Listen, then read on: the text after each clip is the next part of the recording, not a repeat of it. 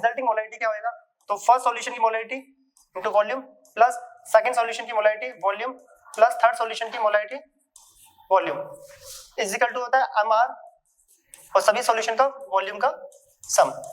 ये काफी important formula है, एग्जाम्स में आता है। कभी भी रिजल्टिंग मोलैरिटी अगर दो सैंपल है तो m1 v1 plus m2 v2 हो जाएगा, 3 है तो 3 and 4 है तो 4। तो यहाँ पे mr जो है resulting molarity, mr is resulting molarity. इस क्वेश्चन में देखो यही पूछा हुआ है, अगर हम इस क्वेश्चन पे आए, इंपॉर्टेंट है इसे नोट करके याद रखना।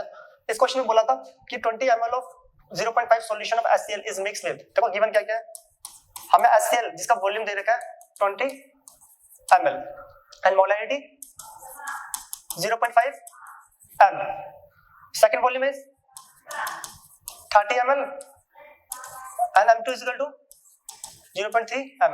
बोला था रिजल्टिंग मोलैरिटी क्या होगा, mr। हमें पता है, देखो अभी भी हमने फॉर्मूला करा है, we know m1 v1 plus m2 v2 is equal to mr v1 plus v2। हमें फाइंड आउट करना है mr रिजल्टिंग मोलैरिटी कितना होगा, तो mr कैसे निकालोगे, सारी वैल्यू हमें गिवन है तो करते हैं।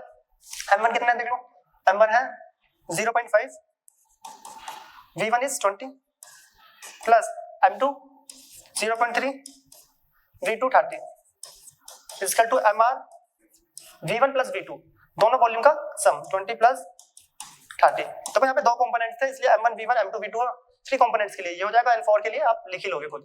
तो सॉल्व करते हैं, पॉइंट आया 10, 0 से 0 कट 5 टू जा 10 प्लस पॉइंट आया 10, 0 से 0 कट 3 3 जा 9 इज इक्वल टू mr 50, 20 प्लस 30 50।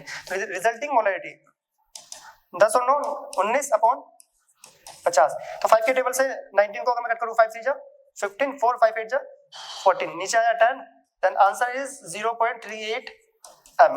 Resulting molarity is option number C.